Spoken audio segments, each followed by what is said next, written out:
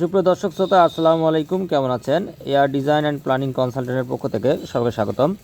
আপনারা দেখতে পাচ্ছেন একটি 5 ফিট ডায়ার শোকেলের কাজ করা হচ্ছে। এই শোকেলটি আমরা করেছি একটি 5তলা আবাসিক ভবনের যা পার্কিং এরিয়ার মধ্যে, এবং এখন পর্যন্ত এই শোকেলটি প্রায় 24 ফিট পর্যন্ত করা হয়েছে। এবং নিচ থেকে যেটা আমরা জলবন বা পানির ফোয়ারাটা বলি, সেই পানির ফোয়ারাটা ইনশাল্লাহ উঠে এসেছে। তা আমরা আমাদের যে ফাইনালি শোকেল যে নিচে ডাবানো সেটা কাজ কমপ্লিট করছি। উপরের যে লেভেল পর্যন্ত যে গাঁথুনিগুলো, সেই গাঁথুনিগুলো আমরা উপরে গাঁথুনিগুলো করতেছি। আপনারা দেখতে পাচ্ছেন যে কিভাবে একটি শোকেল গাঁথুনি করতে হয়।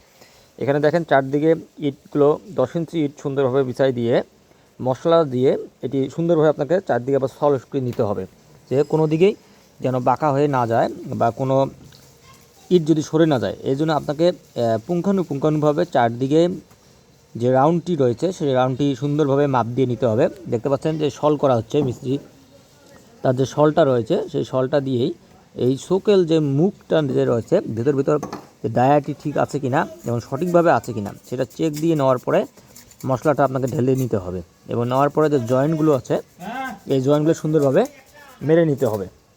আর অবশ্যই আপনাকে খেয়াল রাখতে হবে, শোকেলের সতর্কতা অবলম্বন করতে হবে।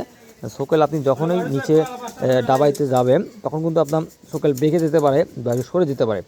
এই সময় সাথে চারদিকে আপনাকে প্রোটেকশনের ব্যবস্থা করতে হবে, যাতে করে এই শোকেলটি একটু সরে না যায় বা বেঁকে না যায়।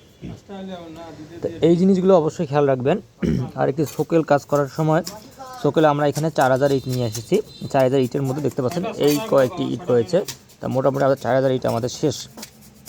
আমাদের প্রজেক্টটি আমি দেখাই, যদি এটি আমাদের প্রজেক্ট, আমাদের সামনের যে অংশটি সেটা হয়ে গেছে। আর এই যে অংশটা এটা আমাদের পার্কিং এরিয়া হবে।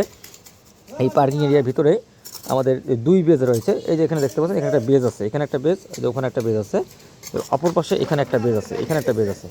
এই বেজের মাঝখানে অংশ যে ফাঁকা অংশ রয়েছে সেই ফাঁকা অংশে এই শোকেলটি করা হচ্ছে। আশা করি বুঝতে পেরেছেন। আসসালামু আলাইকুম।